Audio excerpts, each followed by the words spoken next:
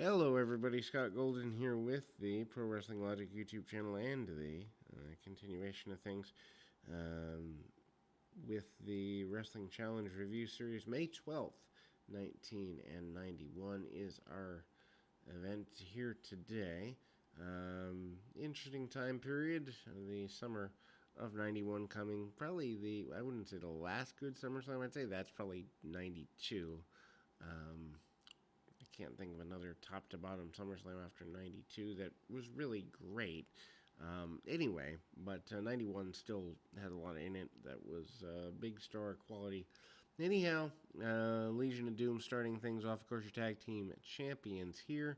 And they certainly don't seem to be intimidated by that or the pending tag team champions at SummerSlam, actually. Not quite champions yet, but that's where they end up. Anyway, we move to the including Jake Roberts as a guest on the barbershop, where Roberts revealed Lucifer, Damien's big brother, to help with the earthquake. Legion of Doom defeating the Orient Express with Mr. Fuji. Northern Warrior Hawk pins Kato. Doomsday Device 513. I will say this is one of the better matches from the time period, in the sense that worth taking a look at for a number of reasons. Number one, the Orient Express, Kato and Tanaka bumping around a lot for the Legion of Doom. Also, Legion of Doom does some pretty good selling here in 1991, just in terms of, not necessarily being unbeatable, but unbeatable enough that it looks impressive, but still showing a little bit of vulnerability, which is a major, I don't know that I'd say permanent thing for them. Press slams and the like, though, by Hawk. Hawk, really the dominant one in that team, and managing to do what he can where he can. Hawk also bumping around both Kato and Tanaka. Tanaka taking, though, the majority of the match. They brawl on the outside a little bit. Animal hits a clothesline to Kato on the outside. Match goes, as mentioned, 5-13 up into the Doomsday Device. Mr. Fuji gets involved for a moment, but that gives the Orient Express a chance to take the match back over a little bit, and the Orient Express gets a victory. The special report with Lord Alfred Hayes showing the Andre the Giant stuffing Slick in the back of a car. Andre, of course, doesn't pick up a manager. General Adnan bringing out Colonel Mustafa. Red Tyler is his opponent. Punch kick. Red Tyler kind of wearing the Rocky, Apollo Creed trunks. Punch kick, basic stuff there. And ultimately, we see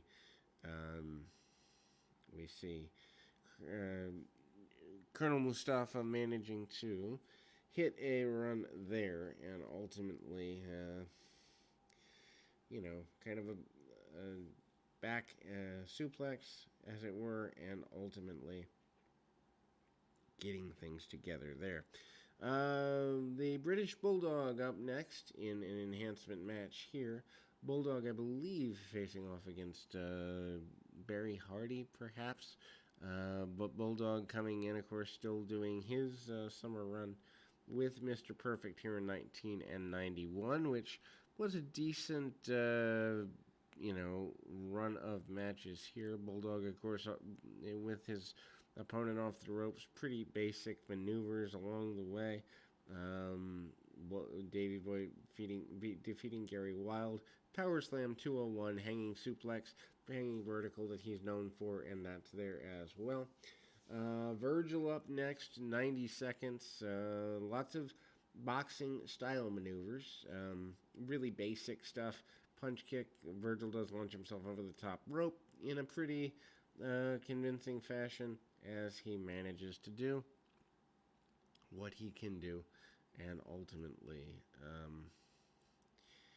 it's there, and, big power slam, as it were.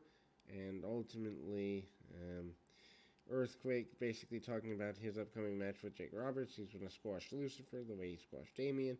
Bret Hart says 20 minutes or 30 minutes, it will be a good match with him and the Barbarian coming up. As mentioned, Dale Wolf, who can no longer call himself Dusty because Dusty Rhodes is still within the well, actually, it just left the promotion, so I guess they went to continuing to call him Dale just because. $1 Million Dream by Virgil getting the victory. Plug for the WBF is here. Hogan basically says he's going to eliminate Sergeant Slaughter from competition once and for all in Boston. IRS, otherwise known as Erwin R. Shyster, they're against an enhancement match, taking on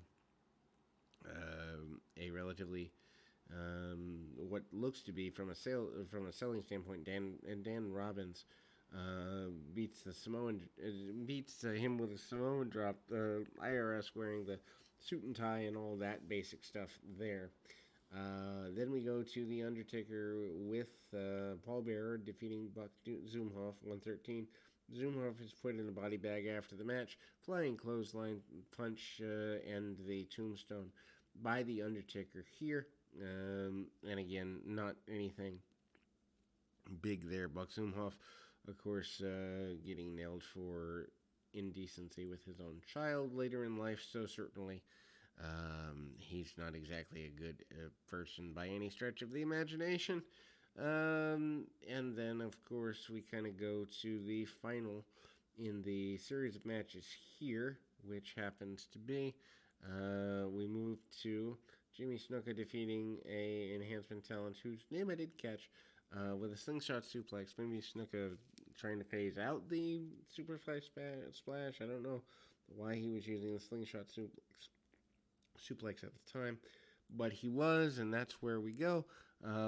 That'll close us for today. We'll be back with more right after this.